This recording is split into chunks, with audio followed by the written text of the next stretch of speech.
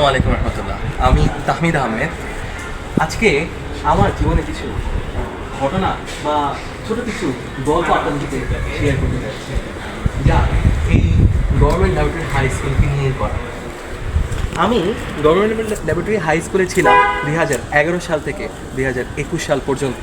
আমি এখান থেকে এসএসসি পরীক্ষা দিয়েছি এবং জিপিএ 5 নিয়ে কৃতিত্বের সাথে এই স্কুল থেকে পদার্পণ করেছি। আমি এই স্কুলে পড়াকালীন সময় আমার শিক্ষক ছিলেন রনি স্যার, যিনি বর্তমানে ল্যাবরেটরি একাডেমিক কেয়ারের প্রতিষ্ঠাতা। বর্তমানে আমিও এই কোচিং সেন্টারেরই একজন শিক্ষক। আপনারা তাহলে এবার চিন্তা করে দেখুন তো, ল্যাবরেটরি একাডেমিক কেয়ার এই কোচিং সেন্টারটা কত দিনের পুরনো এবং কত ঐতিহ্যের স্মারক।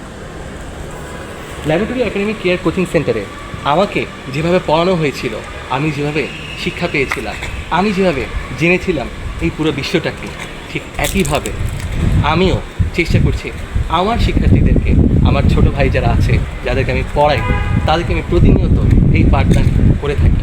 শুধুমাত্র একাডেমিক জিনিসগুলোই তাদেরকে শেখায় না, কারণ গভর্নমেন্ট ল্যাবরেটরি হাই স্কুল শুধুমাত্র একাডেমিককে ফোকাস করে না, ফোকাস করে থাকে তার মানবিক চরিত্রকে, তার মানসিক বিকাশকে। আমিও সেই প্রচেষ্টায় থাকি। আমি আমার সকল শিক্ষার্থীদেরকে সবসময় স্নেহের চোখে দেখি এবং তাদেরকে এক মানবিক গুণাবলীর বিকাশ করতে সাহায্য করি।